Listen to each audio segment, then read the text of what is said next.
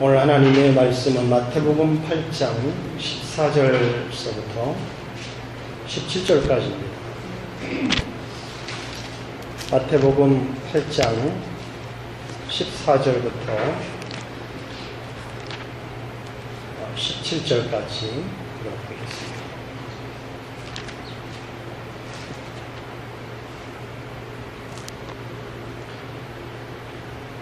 교독하겠습니다. 예수께서 베드로의 집에 들어가서 그의 장모가 열병으로 앓아누운 것을 보시고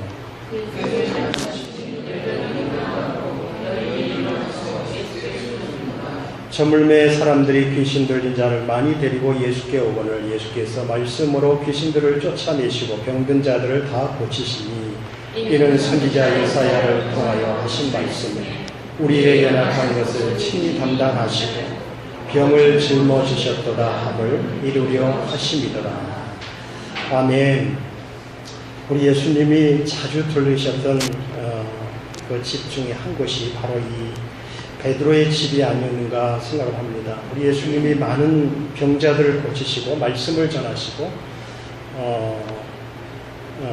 그런 바쁜 와중 속에서도 주님이 들리셨던 것 중에 하나가 바로 이 베드로의 집입니다. 다른 서신서에 보면 마태, 마가, 누가 보면은 베드로의 집이라고 했는데 그의 형제 안드레의 집도 이렇게 설명을 하고 있습니다. 그러니까 이 집이 베드로와 그의 형제 안드레의 집이다라고 얘기할 수 있습니다.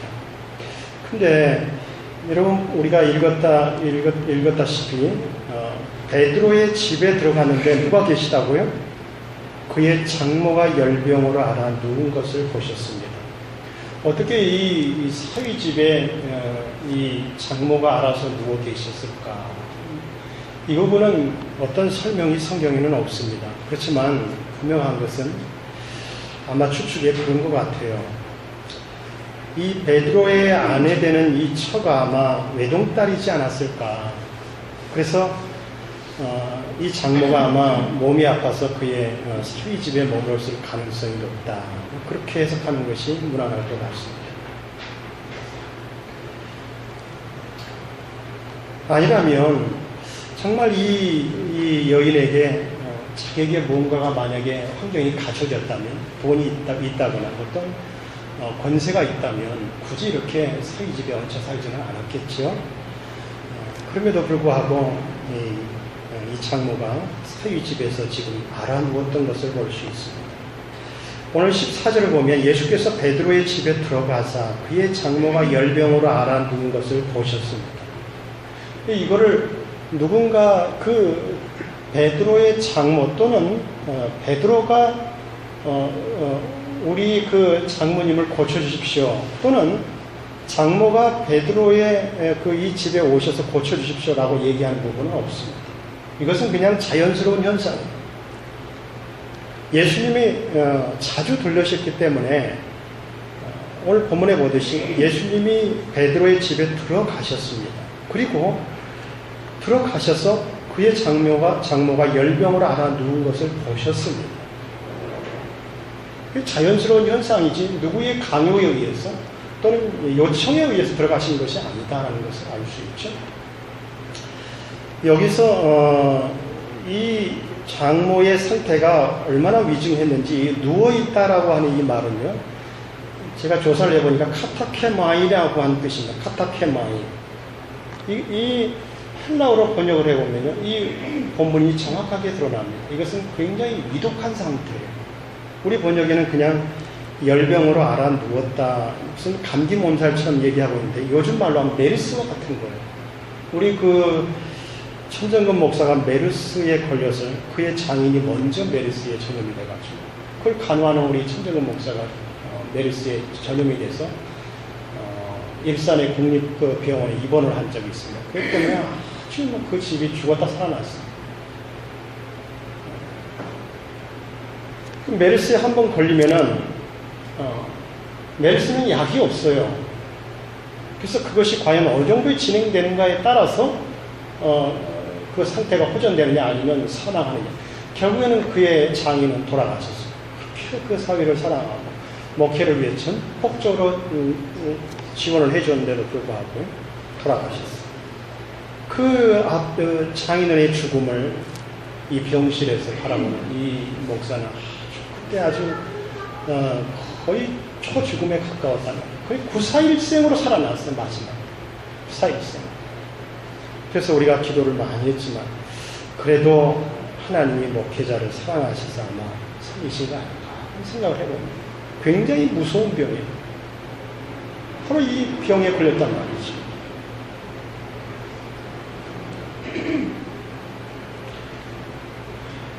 그래서 이 장모가 열병으로 누워 있는 것을 예수님이 보시고 드디어 주님이 그를 치료하시는 것입니다. 여러분, 여기서 나는 참 안타까운 그 말씀을 한 구절을 보았습니다. 뭐하고 계시다고요? 열병을 알아서 누워 계신 것을 보여요. 누워 계신 것을. 다른 절뚝발이나 무슨 중풍병자나 무슨 혈류병이나 이런 사람들 전부 다 자기 스스로가 자기가 의지만 있으면 갈 수가 있어요. 우리 젊은이들 밤새도록 돌아다니고 자기 마음대로 가고 싶은 대로 가고, 하기 싫은 가지 않고 얼마나 좋아요. 근데 가장 비참한 사람은요, 누워있는 사람이에요. 병원에 가서 우리가 수원에 전도도 해봤지만 제일 불쌍한 사람이에요. 악창이 나기 전까지요, 거기서 누워있는 사람이 제일 불쌍했어요. 여름에는 죽어나는 거예요. 여기가 다 이 골마가지고 전부 가족들이 또는 이 간호사들이 닦아내야 돼요. 여간 고통스러운 거 아니에요. 바로 이 장모가 그런 상태라는 거예요. 누워있어요. 알아 누워있어요. 비참한 상태입니다. 여러분, 우리 중에 이런 사람이 한 사람도 없는 것을 참으로 감사하게 생각해요. 알아 누워있다라는 건 참 절망적이에요. 자기 인생이 절망적이에요. 누구 하나 신방 오는 사람 없고 병문안 오는 사람 없고 홀로 병과 싸워야 하는 이 고통의 시간들이 길어지면 길어질수록 그 시간은 말할 수 없는 아픔과 상처. 여러분, 38년 된 병자가 우리 주님이요, 베데스다 연못가에 가서 많은 환자들이 있었습니다. 근데 참 그 말씀을 읽을 때마다 기가 막힌 말씀. 그 베데스다 연못에 수많은 병자들이 있어요. 지금 우리 인생이죠. 거기는 혈기 마른 자, 또는 손이 마른 자, 절뚝발이, 무슨 오만 병자들이요. 그 호숫가에 쫙 앉아 있어요. 근데 가끔 천사가 내려와서 그 물을 움직이는 거예요. 근데 거기만 먼저 들어가면요, 그것을 낳는 거예요. 이 38년 된 병자가요, 그 물이 동할 때 들어가기를 기다리는 거예요. 드디어 동합니다. 근데 갈 수가 없는 거예요. 왜? 자기가 누워있기 때문에. 누워있어서 가지를 못하는 거예요. 단 한쪽 발만 썼더라면 그 사람이 절뚝거리고 갔을 거예요. 누워있으니까 갈 수가 없는 거예요. 마음으로 원해도 할 수가 없는 거예요. 비참합니다. 근데 거기서 그때 누가 오십니까? 그 자리에 누가 오시죠? 그 자리에 예수님이 오셔요. 그러면서 그 많고 많은 병자 중에 그 누워 자빠져 있는 그 38년 된 병자를 향해서 내가 낫고자 하느냐? 주님이 물어보시죠. 너 낫고자 하느냐? 아니, 그 바보 같은 질문이 어디 있습니까? 내가 38년 된 지금 병을 안고 이게 누워 있는데 나보고 낫고자 하느냐? 근데 주님이 이미 아셨어요. 그의 수고는 낫고자 하는 거예요. 근데 주님이 그 말을 하니까 이 38년 된 병자가 뭐라고 말씀합니까? 저 물이 동할 때 나를 넣어주는 단 한 사람이 없다는 거예요. 단 한 사람. 쉽게 얘기하면은 내가 이렇게 아프고 고통스러운데 내 마음을 알아주는 사람이 한 사람도 없어요. 여러분, 우리 인생이 어쩌면 이와 똑같아요. 단 한 사람이 알아주는 사람이 없어요. 한 사람. 내 마음을 알아주는 사람. 내 몸에는 지금 악창이 나고 시궁창이 나서 그냥 몸이 썩어 들어가는데도 내가 그렇게 부르짖고 눈물로 탄원식을 해도 나를 손을 잡아서 이끌어서 저 물가로 데려가는 사람이 없어요. 참, 얼마나 고통스럽겠어요. 그 얘기를 할 때 아마 이 38년 된 병자는 눈물을 흘리면서 얘기했어요. 자기 자신을 탄식하는. 근데 이 38년 된 병자가 모르는 것이 있어요. 그 사람은 자기 인생에 대해서 알지 못하고 또 하나는 자기 앞에 서 있는 그분이 누군지를 몰라요. 그렇기 때문에 오늘날도 수많은 사람들이 고통스럽게 살아가고 있는 거예요. 아직도 사람들을 향해서 저 사람이 좀 나를 넣어줬으면 좋겠다. 이 사람이 좀 나를 넣어줬으면 좋겠다. 그러고 사는 거예요. 이게 인생이에요. 얼마나 불쌍해요. 여러분 38년 된 병자를 결론적으로 얘기합니다. 베데스다의 못에 넣어준 사람은 단 한 사람도 없었어요. 그의 인생. 그를 치료한 사람은 예수 그리스도. 그 한 분 외에는 없었어요. 여러분 아멘?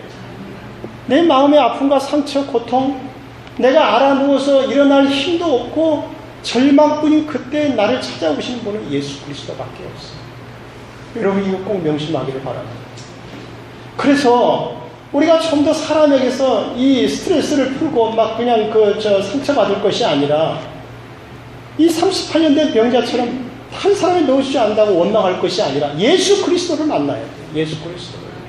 그럴 때 우리 인생은 베데스다 뭔가가 중요한 것이 아니라 주님의 손을 들어서 그를 끌어올리니까 나와버렸잖아. 병든 자가 나와버렸다. 우리의 치유자, 내 인생의 치유자 누굽니까? 예수 그리스도. 예수 그리스도. 이분만큼 나를 치유하시고 나를 잘 아시는 분이 없어요.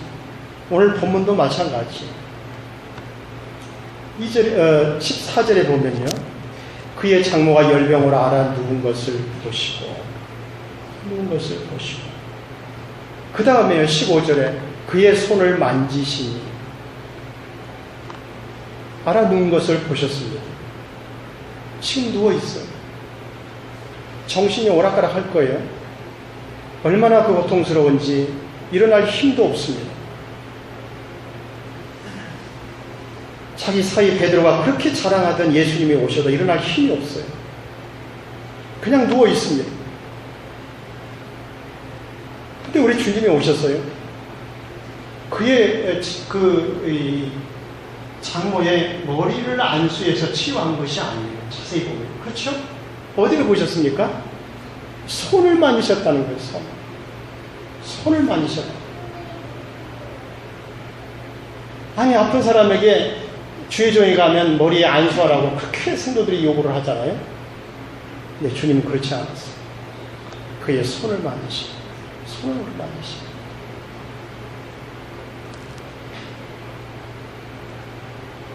이 만지셨다라고 하는 이 헬라어를 보니까요. 매우 섬세하게 어루만졌다. 이렇게 표현이 되어 있어요. 그 손을 잡은 것이 섬세하게 사랑스럽게 만지셨다. 이 표현이에요. 우리말 표현에는 그냥 그의 손을 만지셨다 이렇게 표현돼요. 매우 섬세하게 만지셨다. 그 치유하기 전에 이미 하나님은요. 그 여인의 손을 만지셨어요. 너 얼마나 아프니? 너 얼마나 힘이 들어? 너 얼마나 마음이 고통스러워? 여러분 아프면 마음이 약해집니다. 내 친구가 이번에 중풍병 이 중풍기가 있어가지고 병원을 가서 MRA 이 두 가지를 촬영했다고.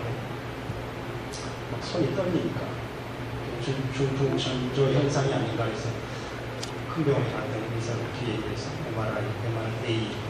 MRA는 혈류 검사를 하는 아주 정밀 검사라고 그래서 큰 금액을 들여서 검사를 했는데 다행히도 아직까지는 중풍이 아닌 것으로 판명이 나왔어요.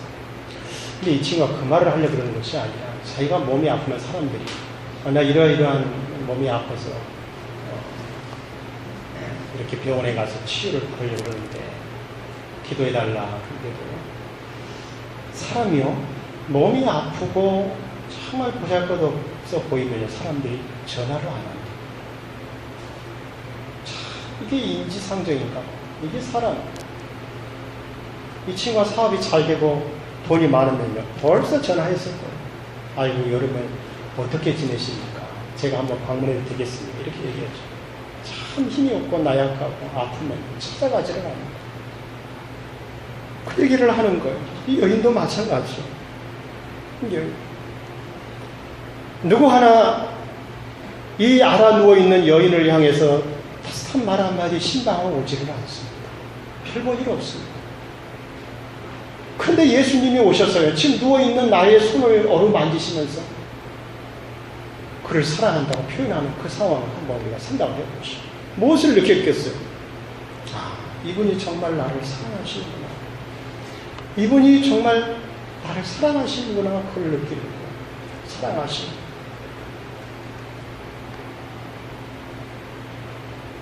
여러분, 장모는 고쳐달라고 애원하지 않았습니다. 어쩌면 아무도 잡아주지 않는 그 여인의 손을 예수님이 잡아주십니다. 주셨을 때 이 여인은 그런 생각을 했을 거예요. 정말 주님이 나를 사랑하시고 그리고 그분의 사랑을 느꼈을 거예요.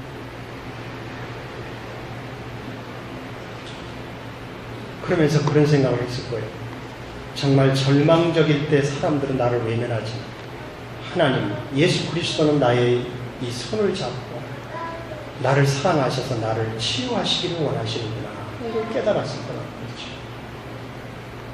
이 어루만지심을 통해서 이 여인이 치유를 됩니다. 물론 예수님은 치유의 권세가 있기 때문에 치유가 받습니다. 그러나 우리도 마찬가지예요. 우리는 예수님처럼 치유자의 권세는 없지만 다가가서 손을 잡을 수 있는 능력은 있어요. 그렇지 않아요? 저도 제일 힘든 게 힘들고 어려운 사람 다가가서 그의 말을 들어주고 손을 잡아주는 것이 어려워요. 아주 간단한 건데 이걸 못해요, 사람들이. 간단한 거. 이게 예수님만 할 수 있는 거예요?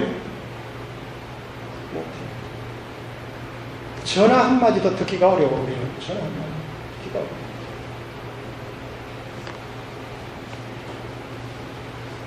어제 그 친구가 와서 좀 무슨 뭘 좀 도와달라고 해가지고 어제 저녁까지 그걸 도와줬어요. 그랬더니 내가 아주 기진맥진해 지금도.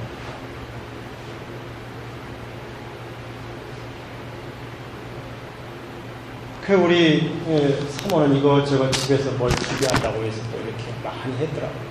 그 힘들어서 이렇게 나한테 이제 이거 너무 힘들다 얘기하면 그걸 받아주면 되는데 아니 하루 종일 한 것도 아닌데 뭘 그렇게 힘들어 하느냐. 이거 내가 받아치고 그걸 보면은 그거 하나 받아주지 못하고 나는 왜 그럴까. 자책감이 들어요. 자책감. 여러분은 안 그래요? 그걸 받아들이지 못하고. 이게 우리 사람들의 모습입니다. 우리 예수님은 그러지 않습니다. 우리 주님은 내가 힘들고 절망적으로 누워있은 그 자리에 나에게 찾아오셔서 나의 손을 붙들고 나를 충분히 어루만지실 수 있는 분입니다. 이 세상에 가장 위대한 것은 치유가 중요한 것이 아니고 사랑이 중요합니다. 예수님은 사랑을 가지고 싶기 때문에 치유하실 수 있어요. 예수님은 치유가 목적이 아니고 사랑이 목적이에요. 내가 너를 사랑한다. 내가 너를 사랑한다. 사랑하기 때문에 십자가를 지셨지 치유하기 위해서 십자가를 지신 거 아니에요. 우리는 관심이 매일 치유 쪽에 이 병 고치는 쪽에 은사와 기적 쪽에 있지만요. 주님은 그러지 않았어요. 사랑함에 있습니다. 오늘 우리도 마찬가지. 사랑보다 더 큰 힘은 없습니다. 사랑은 기적을 낳습니다. 무슨 기적이요? 치유의 기적. 오늘 본문에 보듯이 치유의 기적. 여러 젊은이들 우리가 앞으로 결혼하고 시집가고 장가가겠지만 다른 어떤 것보다도 사랑함이 없으면요. 그건 아무것도 아니에요. 빈 껍데기와 같은 사람, 그 사람. 안 그래요?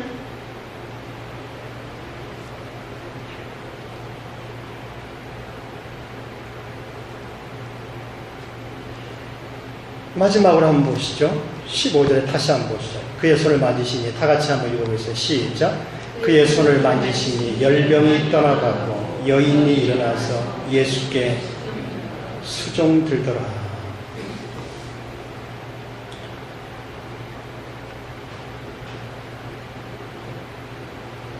예수님이 손을 만지시는 것, 그것은 치유의 손길이셨습니다.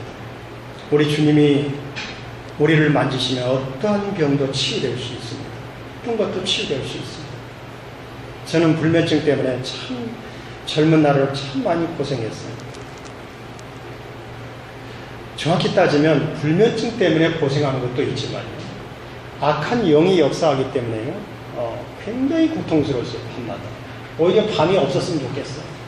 저녁이 좀 찾아오지 않았으면 참 좋았겠다 하는 생각이 그 많은 시간들. 그래서 그때 너무나 많은 시간들을 잠을 못 자고 했기 때문에 제가 지금까지 그 후유증이 있는지 몰라요. 그때도 금식을 하고 기도할 때 주님이 찾아오셨어요.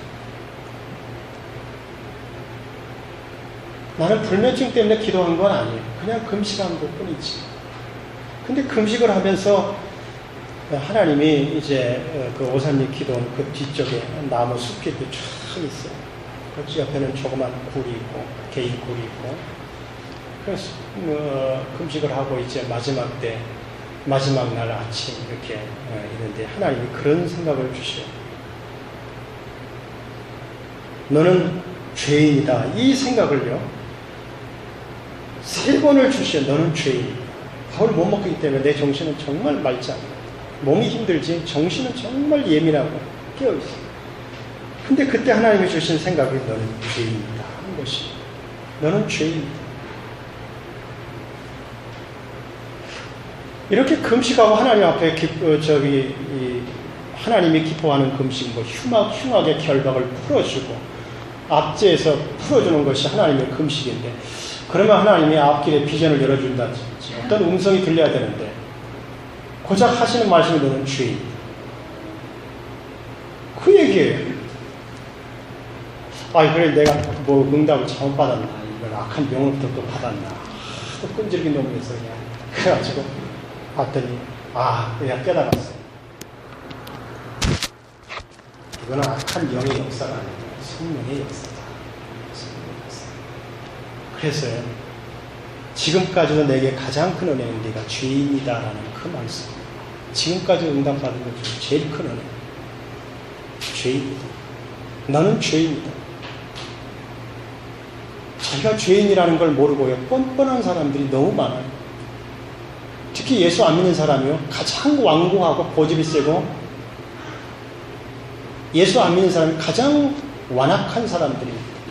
그렇기 때문에 지옥의 자식들입니다. 왜 그런 줄 아세요? 자기는 죄인이 아니기 때문에 무릎을 꿇지 않는다는 얘기예요.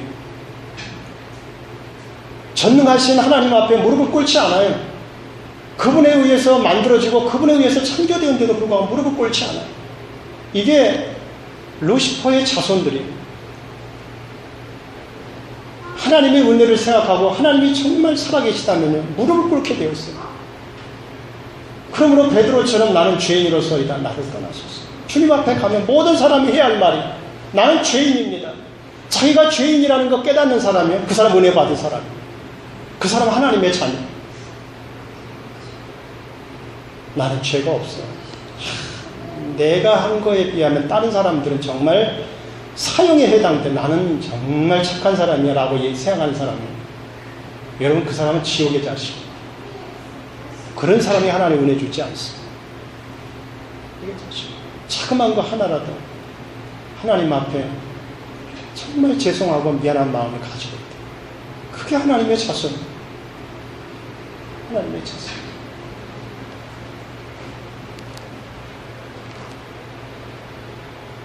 이 여인이요, 자기를 사랑하시는 예수님을 드디어 만납니다. 이전에 얼굴은 뵀을지 모르지만요, 이 사건을 인해서 자기를 정말 사랑하시는구나 하는 것을 깨닫습니다. 주님의 관심, 이 보잘것없는 영혼을 치유하는 것이 목적이 아니라 이 한 사람의 영혼이 하나님 앞에 돌아오는 것이죠. 이 여인은 드디어 돌아왔어. 드디어 돌아왔어. 그 다음에 어떻게 했습니까? 그 다음에 열병이 떠나가시니 여인이 일어나서 예수께 수종 들더라. 예수께서 주님 앞에 수종 들었다는 얘기예요. 수종 들었다. 근데 이 수종 들더라라고 하는 이 디아코네오라고 하는 이 말은 미완료 과거형이에요. 미완료 과거. 미완료했다는 거예요. 완료하지 않았다. 그러니까 과거에서부터 그 어떤 순간에서부터 계속해서 일을 했다는 거예요. 뭐를 했다는 거예요? 수종 들었다는 얘기예요. 이 여인에게서 발견할 수 있는 거예요. 하나님 앞에 은혜 받은 사람. 계속해서 우리 주님을 섬깁니다. 디아코네, 봉사하다는 뜻입니다. 오늘 우리 교회 안에 여러분들이 계속해서 은혜 받을 수 있는 그 사람은 은혜 받은 사람. 한마디 하면 10가지를 준비하려고 힘과 성의를 다해요. 은혜 받은 사람. 우리 저 은총이네 젊은 사람들이지만 뭐 하나 시키면요. 일주일 동안 생각을 하면서 준비를 해요. 참 좋은 명. 일주일 동안. 좋은 명. 은혜 받은 사람은 달라요. 은혜 받은 사람. 여러분도 그렇게 할 수 있기를 바랍니다. 은혜 받으면 평생 봉사하지만 은혜 받지 못하고 일하는 사람 어떤 일이 생기면 금방 그만둡니다. 여러분 그것은 은혜 받은 사람이 아니에요. 그러므로 평생 감사, 평생 봉사할 수 있는 것 예수님을 만난 사람만 가능합니다. 여러분들에게도 이 여인처럼 열병으로 앓아 누워있는 내 인생에 주님 찾아오셨습니다. 그분을 만나시고 치유함을 받으셨다. 평생 감사하고 평생 봉사할 수 있기를 바랍니다. 기도하겠습니다.